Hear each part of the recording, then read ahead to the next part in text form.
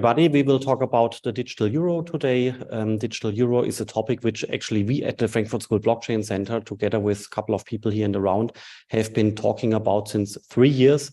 Now people are start to increasingly understand what's going on here. Things are getting more clear, and the European Central Bank will apparently in end of August release a decision, most probably with a yes, let's do it.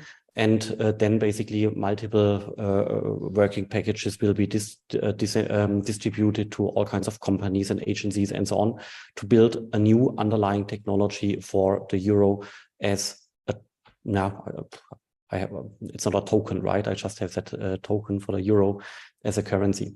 And we have a couple of very distinguished experts here today.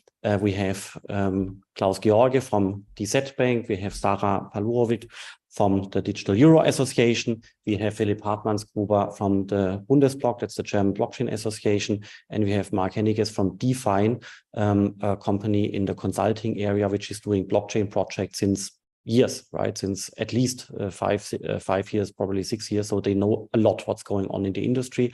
And with all these people, we would like to discuss what's coming up next with regard to the digital euro from the ECB. We will also discuss here and there the topic around stablecoin, which is definitely relating to it, plus the wholesale solution for the digital euro, and of course also potential applications which are demanding a digital euro or something similar.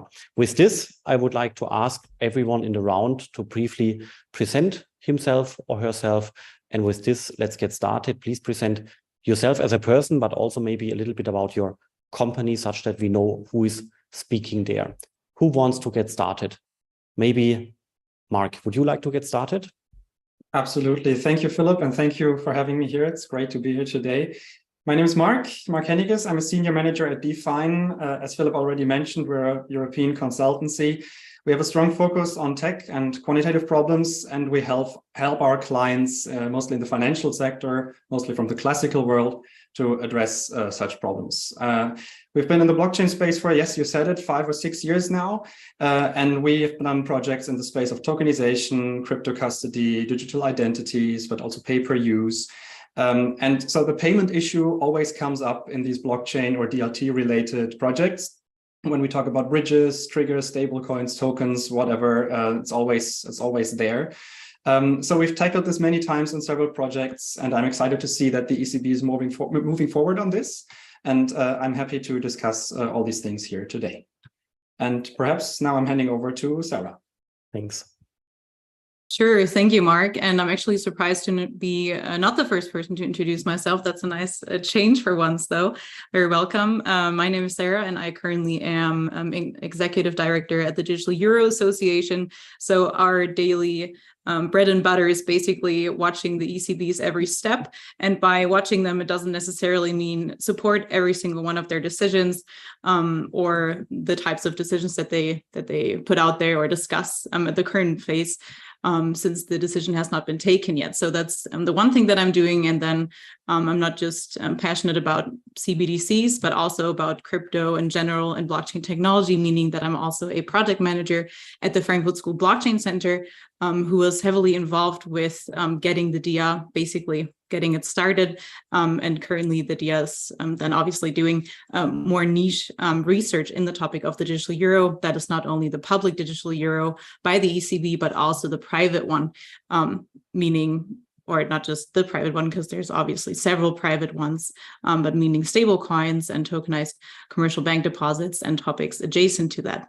So we're really covering a broad field, and I personally am basically covering an even broader field, given that I'm not just involved in that bubble, which I guess is something you can always say people are in their bubble too much. Specifically when it comes to CBDCs, I think that can be a little bit of a hurdle to take sometimes. But, you know, if you talk to people that are proponents of Bitcoin, you, of course, get a lot of the backlash and the sides that you should also look at when considering a CBDC. And I hope to discuss these further with you today. That being said, let me hand it over to Philip, perhaps. Great, thank you. And thank you for having me. I'm Philipp Hartmannsgruber. I'm a board member at the Blockchain Bundesverband. So as Philipp said, the Blockchain Association in Germany. We have 100 members, company members, and yeah, we are highly involved with like writing position papers, influencing the policy making and lawmaking in Germany and Europe. And I think we have a broad community with experts in different fields related to blockchain technology.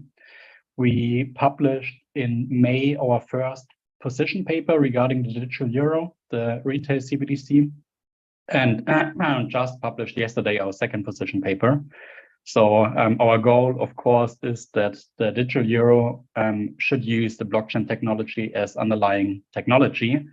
But that said, it's highly unlikely that they will do that. So we are like lobbying for an interoperability between the digital euro and blockchain technologies, and to offer new use cases like machine-to-machine payments, pay-per-use, etc. Before I was responsible for digital money and digital assets topics at the German Savings Banks Association. So the last half year, I was responsible for the digital euro and was in a lot of ECB meetings. So I know what they are planning to do, and happy to go deeper into the details later. And then last but not least, Klaus. Yeah, thank you. Thanks for having me. My name is Klaus Georger. I'm working at DZ Bank, which is a central bank of the cooperative sector in Germany and the second largest bank in Germany if you have a look at the balance sheet. I'm a head of group called Innovation and Digitalization in the Transaction Banking Division of DZ Bank, which means for the last years I focused really on the developing of new means of payments and new forms of money. Among other things, I was involved in designing one of the first trigger solutions, which went which went live in March 21, which enables our corporate customer to trigger SEPA payments via a DLT. I was also a member of the working group of the Deutsche Bundesbank and the Federal Ministry of Finance about programmable money, and I'm one of the co-authors of the German banking industry's paper Europe Needs New Money, as well as the subsequent expansion of this concept into the working paper Commercial Bank Money Token. Today, most people use the term tokenized deposits for it. When we started with the paper, this word wasn't in existence, so we created our own. Perfect. Thanks for the introduction. We already learned a lot. And with this, let's basically provide 2-3 minutes, a quick introduction of what we are talking about. Where are we coming from? Where are we going to? What is the roadmap? Maybe Philipp Hartmannsgruber, may I ask you to provide 2-3 minutes of an introduction of what we are talking about here. What is the digital euro of the European Central Bank? Sure. So the digital euro, also known as retail CBDC or central bank digital currency, is a digital currency from the ECB together with the euro system. They are working, quite a long time actually on it. I think it first started with upcoming private coins, especially after Facebook. So Libra and Diem started a project to develop an own private currency. And in July 2021, the ECB decided to go into a deep project to establish a digital euro, so the retail CBDC. And in 2022, they started the investigation phase. So they started on just looking how could the digital euro work, what could be the benefits, what could be the use cases they want to tackle with the digital euro. And they came up with 4. So it's person-to-person transactions, then paying at the point of sale, paying online like e-commerce, and government to people, government to company transactions. So those are the 4 main use cases the digital euro want to tackle.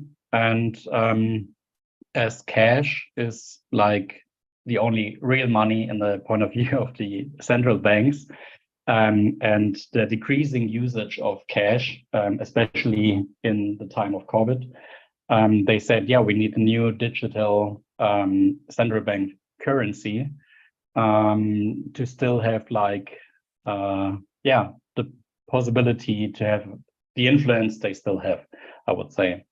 And they are working on it deeply since beginning 2022. There were different phases. Now the European Commission, as Philip said, put out their legislative proposal. And in fall, they will decide if they go into the next phase of the digital euro and then start building it. I think, yeah, that's maybe for the beginning enough. And back to you, Philip. Perfect. Anybody wants to add something? I'll start to basically mention it very clearly. What the ECB is trying to do is basically moving the traditional. There was a Siri command coming up here from my left.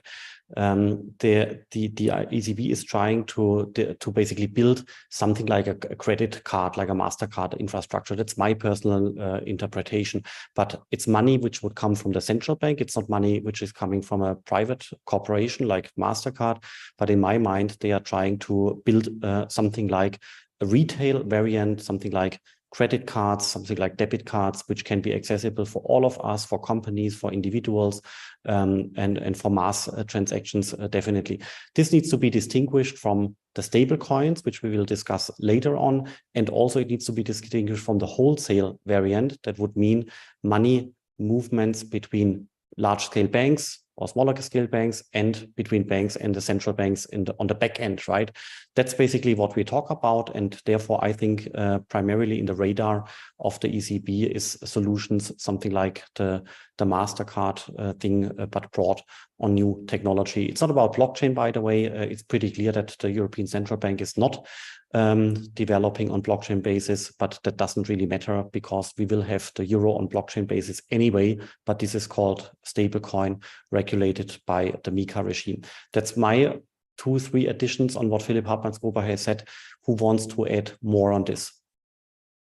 I would like to just add a minor point, really, because I think, Philipp Hartmannsgruber, you said something quite interesting. You said that the motivation of the ECB is clearly that they're losing influence because cash is used less. And now they're introducing this to, well, make sure that it's used, well, that digital cash is used more again. So they have a problem.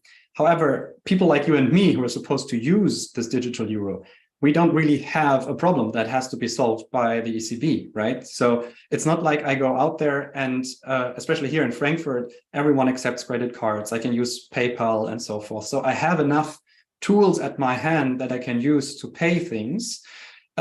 So I guess it will be really crucial if the ECB wants that this takes off, that they decide on certain elements for this solution, that people will actually want to use it. So the user experience has to be great, or the acceptance, and I guess we will talk about that here today. But I just think that it's interesting that we come at this from one side. There's a problem for the ECB, but there's no problem for those today who will have to be using it.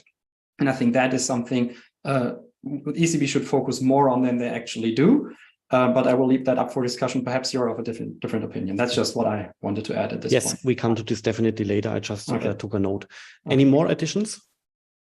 Okay, then let's proceed. What about the time plan? Who wants to sketch out the time plan briefly? Klaus, you maybe? Yeah. Well, I think we will see in autumn the decision to go to move forward with the project from the ECB. I mean, this is more a formal step. They will go forward. I would be tempted to take a bet against it if anybody is willing to do so. And then we will enter the implementation phase. And I expect that the digital euro for the retail version of the digital euro will arrive about 27, 28 perhaps, but this is just an educated guess because there isn't any planning, at least I'm aware of, for the implementation phase yet. Perfect. That's basically how we are starting in the near term, and so we can expect that as of October, everything will get a little bit louder. journalists will pose questions, interviews will take place, people are getting inquiries and so on. So I think the autumn on this regard will be quite interesting. It will also be interesting in the other crypto domains, Bitcoin and so on, but also from the ECB perspective. Okay, now let's move on to really deep dive into the topic for today after this introduction. The European Commission has now proposed what they have to do, like a regulation, a proposal for the regulation on how to implement this in European societies. So what are key aspects here of what the European Commission has been proposed, and is it in line what the European Central Bank is planning to do, or are there differences? Who wants to give this question a start? Philipp Hartmannsgruber, maybe you? I would have said lady first, but I can start.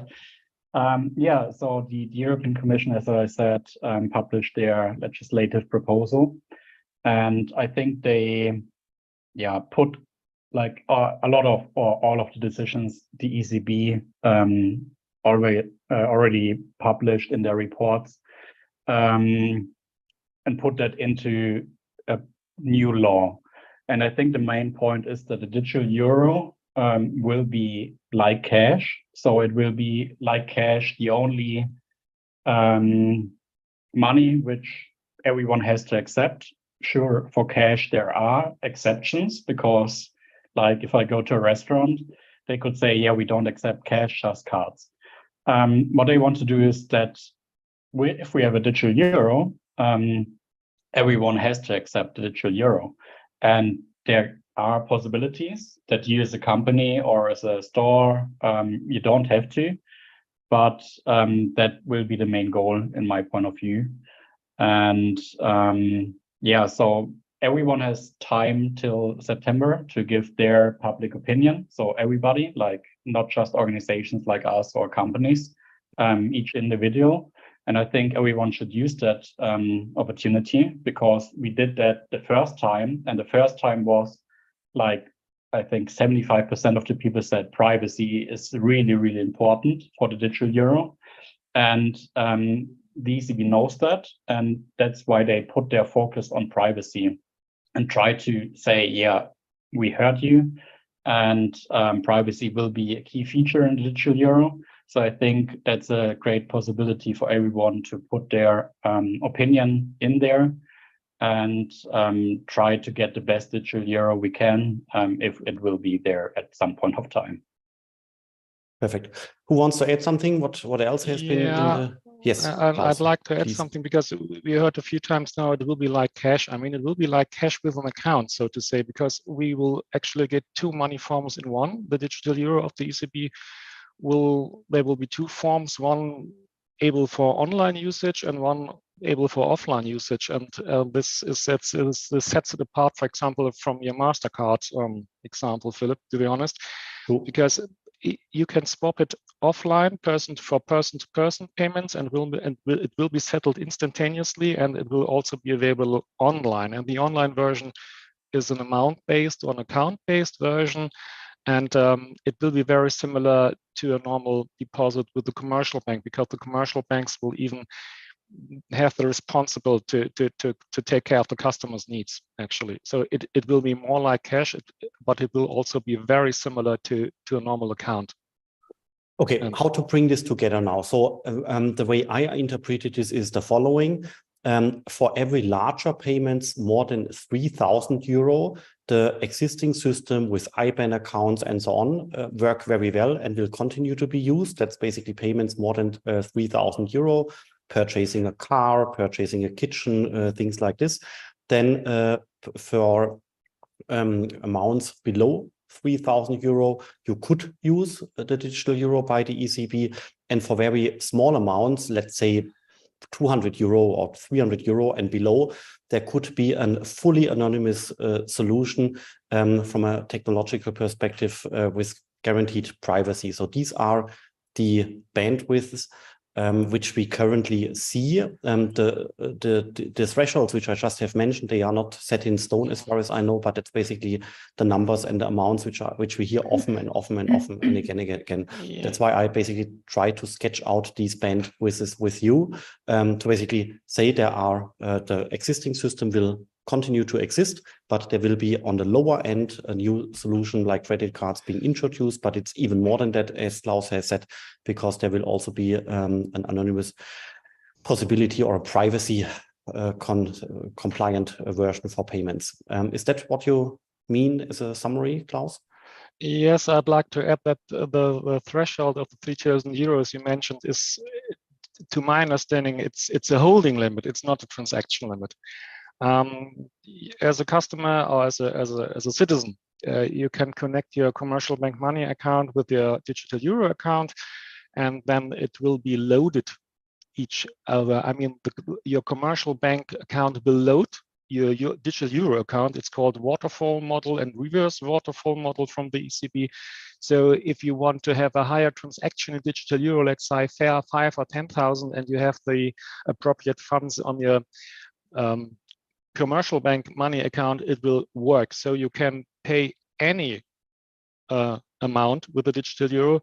You just have to connect it to your commercial bank account, and you have to, of course, you have to have the funds on this account. And so it's there's no limit in a single transaction. It's a holding limit. Yeah, true. Good point. And this way you can also see that companies like PayPal are also in the radar of the European Central Bank, because this is exactly how PayPal is working today.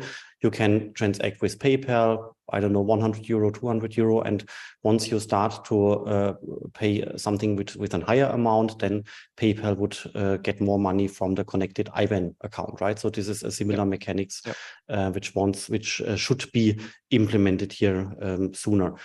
Any more points about the comments on the current regulation? Yes, please. Yes. I agree to that. I just want to add that the 3,000 euro is not set in stone now, and the European Commission gave the ECB the right to define the holding limit. And I think that's one of the crucial points. From my point of view, that should be decided on a political level and not on the part of the ECB, because the ECB is not elected by anyone, the politicians are. And I think that is a crucial point. Like, they could decide that the holding limit is not 3,000, it could be 10 million euro. And then all of the money from the banks will flow into the safe central bank digital currency, the digital euro, and the banks need a new business model because there is no money anymore for credits. So I think that is a crucial point. I don't think that the ECB will go away like 10 million, but I don't know what they will decide, which will be the holding limit. Good point. Sarah? Philip, that was an excellent point that you made there, basically also saying what power the central bank is currently holding over the two-tiered model that we currently have when it comes to banking. And this is certainly also something that the bill that came out from the European Commission was kind of marking in certain ways. So in what way will commercial banks interact with the central bank, and the other way around? Will they in fact have to look at different business models from here on? And we have some, let's say, indicators from the bill, such as that remuneration is banned for the CBDC, as well as surcharges and the option for programmability. Of course, you can have differing opinions on this, but this is basically out of the frame, out of the picture for now, completely. Offline payments will be available from the outset. This is, as some people argue, the only value add that you do have. However, I spent the last couple of weeks in the US, and I didn't know this actually, but PayPal also has an offline solution actually for payments. So that was great to see. So even that argument is also out of the window, at least from my perspective, humbly. And then one thing that I found very notable in the bill is also that the ECB claims that neither the ECB nor the payment service providers will in fact have access to personal transaction data. This is, of course, a very debated statement, what that means. That's very high level. And that's also up to the ECB, depending on what the digital year will end up looking like, to determine. What we do know is that they have not reached a final decision yet on the matter of privacy. Right now, they're discussing selective privacy, so meaning there will be KFC during onboarding, and higher degrees of privacy for low value transactions, as has already been mentioned. However, of course, you do have standards like the CDD standard checks that you have for larger value transactions still in place. So this is kind of the baseline that they're going off of. And this is what will be in focus, but complete transparency will also not basically be made possible by the European Commission. And maybe just one more word on the bill that has been released now, that has, of course, been not just the work of the European Commission, but has been the work of the ECB in collaboration, Philip, as you said. So there's no real, let's say, surprises there. It is very much in line with the pitch decks that have been published previous to the bill. Excellent. Yeah, good points to be added. We now would like to move over to the application side and also to the implication side. Maybe, Klaus, where do you see implication for the European banking sector, right? It's not a one country initiative. It's applicable to more than 400 million European Union citizens. So we are discussing this now with German people here, but this applies to entire Europe. Where do you see implications for the banking sector? I think I see two major implications. One, when it comes to the payments as a business model, because the ECB says that they want the digital euro to be accepted. What they mean is they want market share. I mean, this is not an official statement, but it's been told by Binzal, and I mean, okay. And he said about 20%. The ECB wants about 20% of market share of all payments. Since we do only payments if we have to do them, I mean, it's not a matter of mood. You have a basic deal or business, and then you do a payment. It will take these 20% up from other means of payments, like cash, maybe a bit, but mostly from the commercial bank money. So we will lose, let's say perhaps 15% of our income from the payment sector. And the other thing has already mentioned, it's the outflow of deposits, because the deposits of the retail customers are the cheapest way to refinance loans. And if we lose too much deposits, it means simply that these loans get more expensive. And this is really, nobody wants this in the economy. And these are the two main problems banks have with this, in my opinion. Mark, you want to add something? Yes. So, I mean, an additional point, but that might also then in consequence trigger what Klaus just described, is that when you look at stores today, they sometimes don't have the option to just offer cash payments. They have to offer credit card payments because their customers want that. And in the future, that might change, right? They could offer digital payments at point of sale. For credit card payments, there's a huge transaction fee that they have to pay. Now, for the digital euro, it might not be as big. So that might put the stores in a different position in making sure that they don't pay too much for transaction fees with the payment providers, which in turn might trigger what Klaus just described.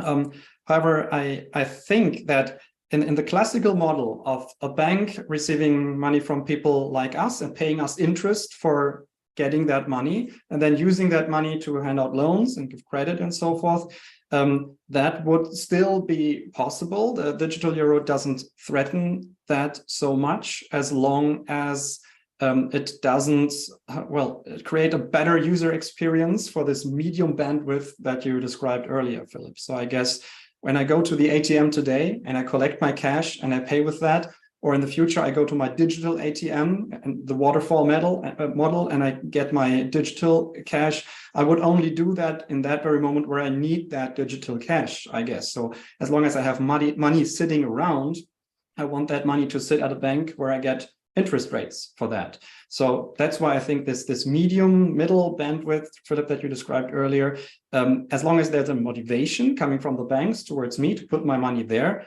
they should not have a problem. For discussion.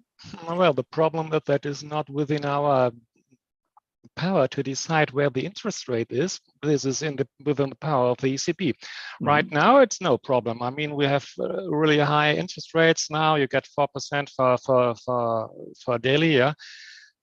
If we have negative interest rates, could you please explain to me what should we do? What should we do if we have negative interest rates again? we can do nothing against this. And this is a problem. This is really a problem. No?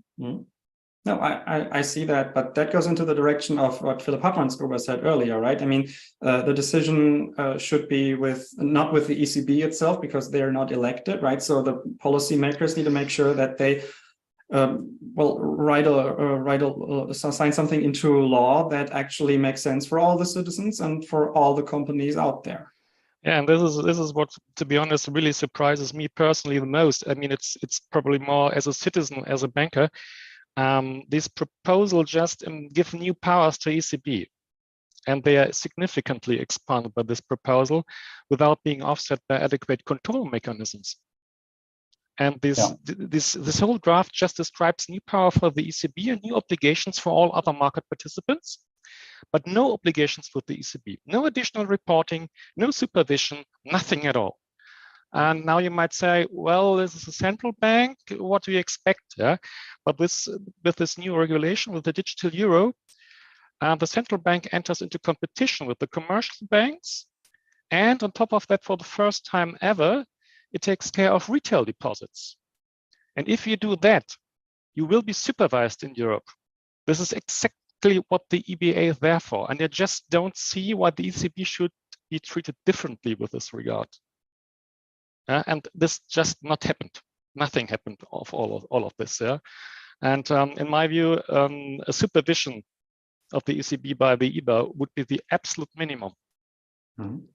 Yeah, to make sure that there's not a too high concentration of power within the ECB. If you have a more thorough approach, you could even consider, in my opinion, splitting up the ECB in two parts.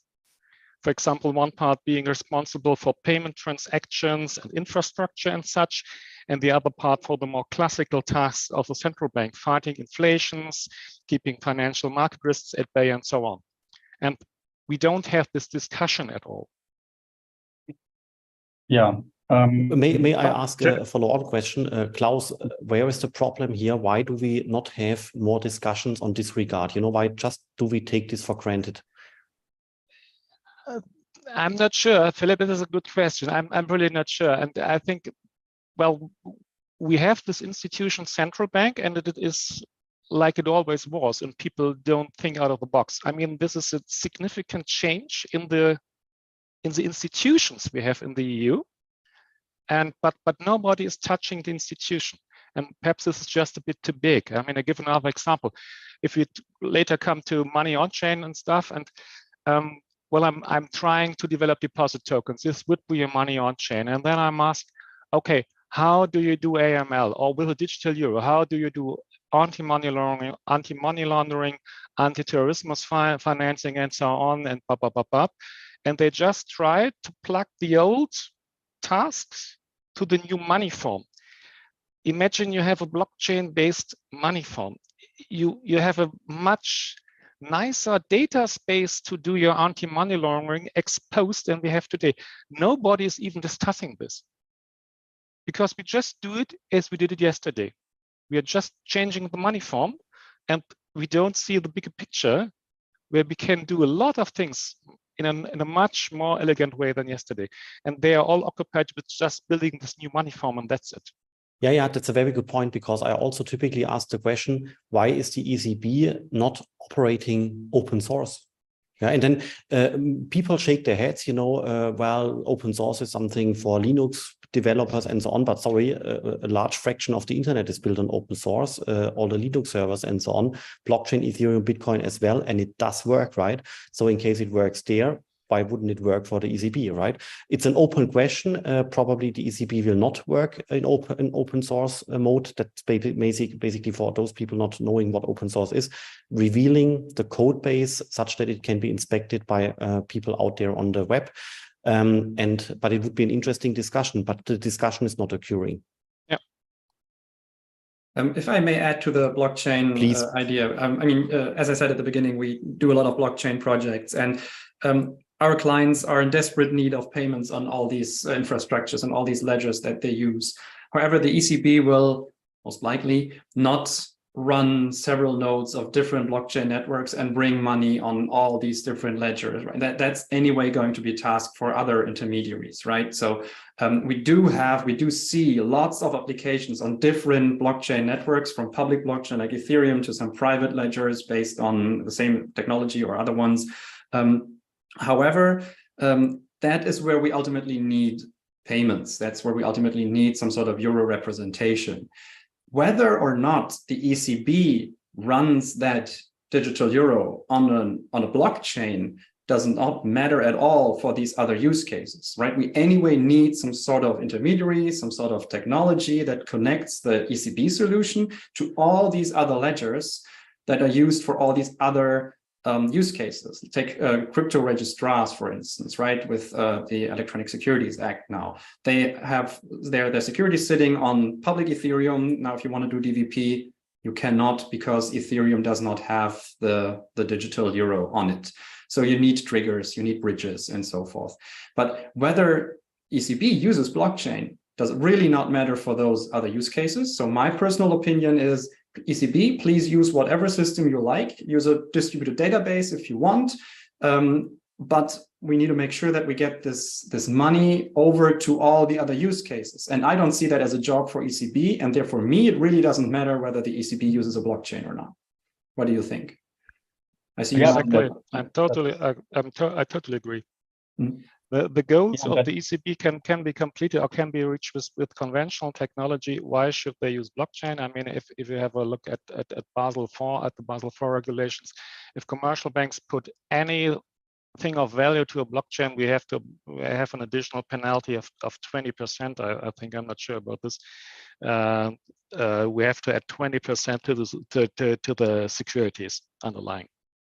So the regulators think this is 20% more risky than use conventional technology. So please explain me why ECB should use something which is considered to be more risky if it can reach its goals with conventional technology. I don't see it. I think it's the kind of the other way around. You know, in Germany you would say, das Pferd von hinten aufzäumen.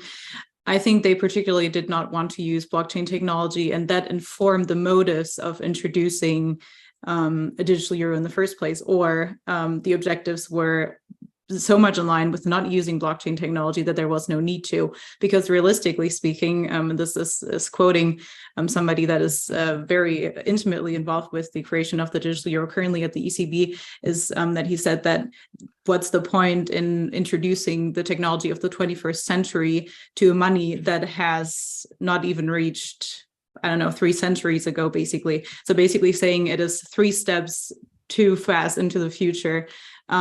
So we're obviously not going to take that type of risk. And that's in line with what you said, that 20% of a risk surcharge is being applied to crypto payments, if I understand correctly. Yeah, true. But let's not go too much into the crypto area, because this would basically break out of the topic. We already have gotten a couple of questions from the audience, which I would also like to pose. But before this, I would like to ask Mark to add more details about what is the demand out there. What is Siemens demanding? What are banks demanding? So in terms of using the digital euro in whatever form out there, where is the demand? Where could you work on potential projects because a company wants to have this happening? Right. I mean, for us as consultants, I guess the digital euro, the retail CBDC, the projects that we will be doing with that, or that we are doing there right now, are mostly conceptual, or mostly in the space of how can we offer this as payments and so forth. But what is more important for us is really the projects which I described earlier, where we create crypto registrar solutions, for instance, right? So the banks, the asset managers, the infrastructure providers, all the clients that we work with, they are looking into tokenization on various blockchains. They are looking into becoming crypto registrars, offering crypto custody services, and so forth. So they all look at means of payment within the chosen infrastructure for their use case. So what we really need, projects in the space of bringing money into those ecosystems, right? So if we look at the Ethereum ecosystem with all its side chains and second layer solutions, and we see all the different registers that are brought to life there in the context of the German Electronic Securities Act, there we really need means of payment, and this will not happen with the retail CBDC ideas of ECB, right? So there are several wholesale CBDC initiatives as well. And I guess for our clients, for the financial institutions out there, those are way more relevant, because there it's really about making sure that intermediaries like our clients can bring this kind of money into the ecosystem where our clients need them. And there it's really going to be important that this kind of money is interoperable, that it's not like a stable coin issued by one bank and you have to have an account with that one bank such that you can use that stable coin and such that it has meaning for you. It's really important that when this money comes on there as e-money or as book money, then whatever version it is, it must be interoperable. And that I think we cannot achieve with this retail CBDC initiative. There we're looking at the wholesale CBDC initiative. And I'm happy to hear comments from you others here on the call, but I think that is really something where the intermediaries that we know today will still be shining in the future, because that is where they are really needed to bring the money to the use cases, their classical role. And this is where they will still be needed in this space. I would agree. There are, especially stable coins can be very interesting here as well. For example, the benefits for stable coins are very clear, and very often this is not heard by other parties. The benefits of stable coins, in my personal opinion, are the following two: cross-border payments in euro, dollar, or any other currencies all around the world, point to point on the entire planet within a couple of seconds, right? No other technology can deliver this, and therefore I'm sometimes surprised that people are disregarding stablecoins, right? But for example, if you listen to the industrial players like Siemens and others, they are skeptical about stablecoins because of transparency of payment flows, which I of course do understand, right? So there are benefits and disadvantages. And sorry, yeah. Yes, please, Mark. Now, if I may comment on that, right? I mean, from a technological standpoint, it's obviously quite easy, right? A stablecoin transfer is as easy as a Bitcoin transfer, right? You need a wallet, the other person needs a wallet, and you're good to go. But the regulatory side isn't just as easy, right? So the question is, what kind of claim is it that this token represents? Where can I go with that token and make real money, ECB money out of it? So technologically speaking, I absolutely agree. On the regulatory side, we're just not that far ahead that I can say I want to do some sort of cross-border payment or some remittance or something with that stable coin as we know them today, or as Mika describes them, because on the regulatory side, there's still too much to do in order to just keep it simple. So we will still need a lot of things to be built around this. Calling this one transfer function is not enough. There's this huge tail of implications of processes, and Klaus mentioned it with AML, with CTF, and so forth. All these kinds of things, they will need to be built. So it's not just calling a transfer function. The other point, privacy. Obviously, on public blockchains, that is a problem, but the community of public blockchains, they've been addressing it for a while, and there's going to be like zero knowledge tokens and all these kinds of things at the horizon. So I'm guessing that we will still see a lot of stuff happening on public blockchains because of such technology. Absolutely, I would perfectly agree. So cross-border payments is the first benefit of stablecoins, and the second one is trading assets against the currency without a clearinghouse, because the function of the clearinghouse is being taken over in a risk-free way by a smart contract, right? That's basically, it's a progressive statement, but I think this is also very clearly a benefit. Stable coins, next point here in our discussion, we have a couple of minutes to go. Where are we standing with regards to stable coins? They are allowed according to the MiCA regulation. So will there be large-scale euro stable coins, or will there be large-scale US dollar stable coins, which would be MiCA compliant and so on? Who wants to take this question? I can keep it quick, perhaps then others can add more. From what we see currently, there will be euro stable coins, because we have clients who are looking into this and who want to build solutions for exactly that. Yeah, I would agree. Any more points? Yeah, I think absolutely. I mean, I see clearly there's a demand for stable coins, and that is one of the reasons we are trying to build deposit tokens. And the question is, if we are allowed, if we manage to do so. I mean, if you think the regulatory things are difficult for stable coins, try to build a deposit token. I mean, this is even more complex, and we have a discussion, is this a deposit at all? Is this money at all? I mean, what we're trying to achieve with the commercial bank money token is that we just use our commercial bank money in another technical form, but it's the same backing. It's backed by the balance sheet of the banks, and we want to drop this token in the DLT where the real business running. I mean, this is exactly what stable coins are doing right now. So I'm on the one hand, I'm glad that stable coins take off right now, and that the capitalization, the market capitalization is really rising pretty fast, because everybody sees that money on chain is needed. But the commercial bank money token, for example, when I say I want it to be a deposit, a bank deposit, it does not fall under MiCA. So I have no regulatory framework at all for this. So this will take a while. It's a very, very nice concept, and it might be needed, but it's too late to introduce this because okay. Maybe, right? Who knows? But pushing this through the European institution will take years. Let's see. Let's see. Okay, I wish you all the best. Let's hope the best that they maybe things like this go speedier. We have also an interesting question coming up from the audience. For example, how is Europe learning from China regarding their digital yuan over there? Is China more advanced or not? Are we looking towards China, or are we disregarding this? Because they have started a couple of years earlier, and they also have issues with adoption because Chinese population is not using this in a straightforward way. They are also questioning this. What is the benefit there? Anybody has an opinion here? I do have an opinion. I mean, China's DCEP, I think they called it a couple of years ago. They had a really cool idea that the existing banking infrastructure would be used to distribute the money to people like you and me, while the People's Bank of China would be the ones that manages the amount that is out there, right? So basically this hybrid model where in our case, ECB would in charge, but all the infrastructure comes from the commercial banks. And this is something which is a model that the ECB clearly looked at. But I think the problem in China is exactly the problem when it comes to adoption that I'm afraid of here in Europe as well.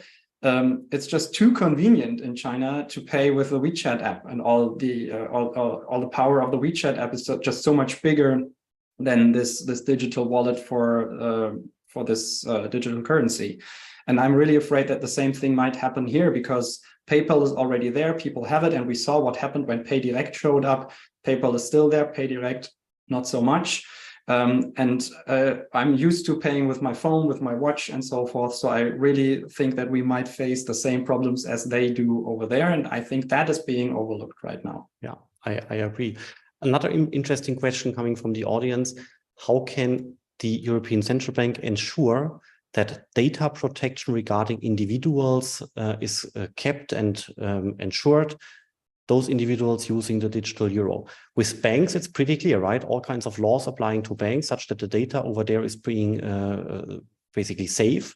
But what about the ECB? Who is basically the watchdog for the ECB in terms of data breaches and data protection issues? I don't have an answer on this. Anybody? That's Klaus's point, right? Pretty much saying that the ECB needs to be over. I mean, for data protection, it's the European entity for data protection, as always. Yeah, and it is pretty clearly stated in this proposed regulation on digital euro what the data controllers are allowed to do and what they are not allowed to do. So at least this is clear.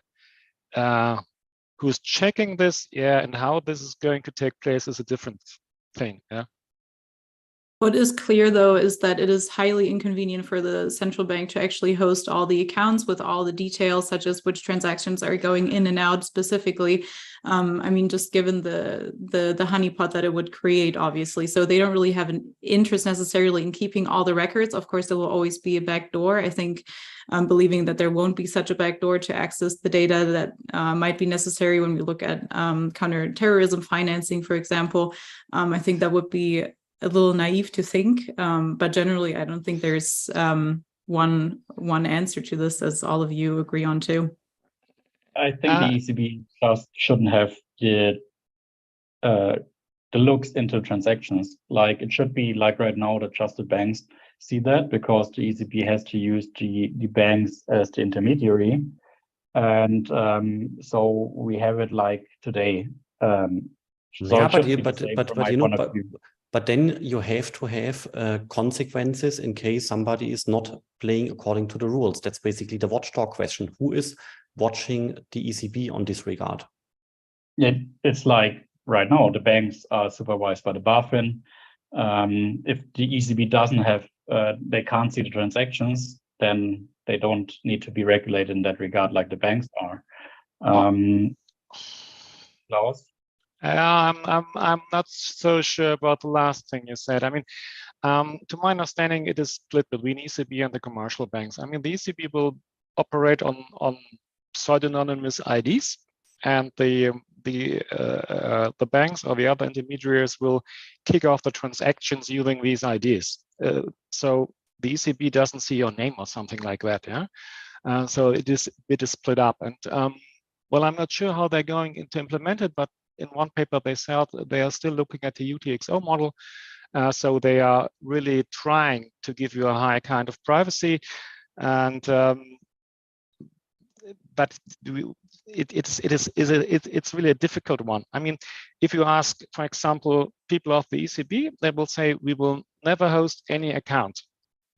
What they mean is they will just have the holdings, but the surrounding things needed to make this be recognized as a bank account to a normal person is provided by the intermediaries. So this is a bit split up between the intermediaries. The banks, the commercial banks, will provide customer services to customers for accounts which are not on the balance sheets of the banks. This is a completely new thing. And so there are many points yet undiscussed, right? Sometimes the questions are not even raised. I mean, they are working on the scheme for the digital euro right now, and as long as this is not finished, it's at best an educated guess if I say anything about absolutely. This, how it works. Because you know, even an educated guess helps us in the audience to pose the right questions. You know, maybe there are politicians in the audience or associations or whoever is out there posing the right questions in Brussels or elsewhere. Philip, you're raising your hand like at school.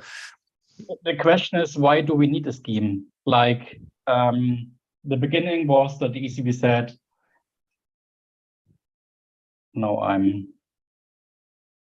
You're there. We hear you. Okay. I'm proceeding. He's somehow frozen. We have one last question from the audience. It's also very interesting because we know that European institutions in Brussels are also diving into digital identity. There is also regulation in the identity space. And the question now addresses the following point. Is there a link between the digital euro and the identity space, potentially with social credit scoring and everything out there? Do we see evolvements or developments in this direction in Europe or not? Are these departments, identity and money, interlinked somehow, or is this very different departments? Well, it's different departments, but yes, that they are talking to each other. I mean, I've even read it somewhere in some paper of the Commission that they are trying to establish exactly this link between the European ID and the digital euro, of course, and that you should be able to use your EID to open the digital euro account, for example, and such. Right, so the EIDAS update exactly says that this European identity wallet, the EUDV, has to come, and the digital euro is supposed to be usable in that app. So the app that manages your identity, or you manage it in a self-sovereign way, that would also be the app that could somehow interact with the digital euro, but it hasn't been more specific than that, I believe. Well, actually, once again, I would love to see all this happening open source. I would love to see what is being developed there, but it will not happen. Well, okay. With the identity, that's on a better path, right? So they are using a lot of things envisioned by the World Wide Web Consortium and so forth. So that's on a better path than for you, I guess. Okay, last question for today about the wholesale euro. Who wants to give us finally a very brief update? Where are we standing with regard to the wholesale euro and what could develop in this very specific space?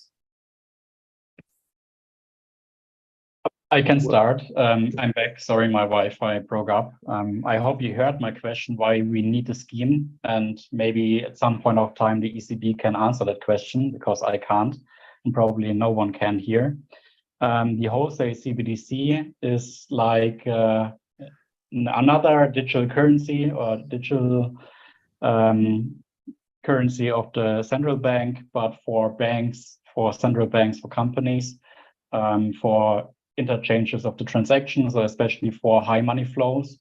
And so there are not that many information like we have on retail CBDC, because as far as I know, the ECB wants to first go live with the retail CBDC and then with the wholesale CBDC. So it will take a lot of time till the wholesale CBDC will be there. And on my point of view, we need the wholesale CBDC much faster, and we don't need the retail CBDC at all, but it's just my personal opinion. So what I know is that for the wholesale CBDC, they are really looking into using blockchain technology. And what I or the Bundesblock is arguing that you have to look, if you look at a digital euro, as well as at the retail CBDC and the wholesale CBDC as one, to offer not just for example, retail or like customers benefits, but for everyone, for retail, for companies, customers, banks, central banks. And I think, yeah, you need to look at both sides at the same time and not wait for one to maybe go live in, I don't know, 2030 or 2035 with the wholesale CBDC. Yeah, good point. Who wants, Klaus, you want to add something here? And yeah, I mean, the ECB set up a working group for the wholesale CBDC a few weeks ago, and what's basically being discussed there are the three approaches: one by Bundesbank, the blockbuster solution, which is a trigger solution, one by Banca d'Italia, and one by Banque de France. And you find information online about these three ideas, and they are just discussing these three ideas. They are not discussing, for example, the unified ledger idea, which was brought forward lately even by BIS. They are just discussing the three ideas these three national banks had so far, and probably they will choose one of the three. And the wholesale CBDC is just for the capital market requirements, basically, in my opinion, and maybe large corporates, but not for the people. What I find interesting, though, is that with Target 2 and TIPS, or T2 now, we do have a digital representation of central bank money for financial institutions, right? So a wholesale CBDC would have to serve additional purposes, maybe even technology-wise or use case-wise, but with respect to what we already have the possibility to trigger a payment in a digital account at ECB if we are a financial institution today. So all these different ideas that are out there, they clearly need to address specific use cases, like bringing the money onto a specific ledger for a specific use case or something like that, rather than solving a general problem of making money digital. For financial institutions, it has been digital for a while. Perfect. But Mark, they are actually indicating that they're specifically looking into gaining insights into facilitating interaction between target services and DLT platforms. Just something interesting to know that they specifically use that word. Absolutely. I mean, but that's then the novum, right? That's the new thing then, right? Yeah. So that's the cool thing about it. Exactly. Perfect. Let's stop at this point of time. We have explored the entire space around the digital euro. We could go into more detail in September or October. Let's see. Thanks for being here, and thanks to everyone here on the panel. I think it was a very interesting question very up to date with what's currently happening in this entire space. Thanks much and have a nice afternoon. Thank you. Thank you. Bye. Thank you. Bye-bye.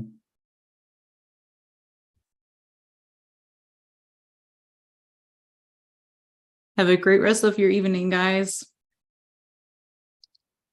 Danke, ebenso.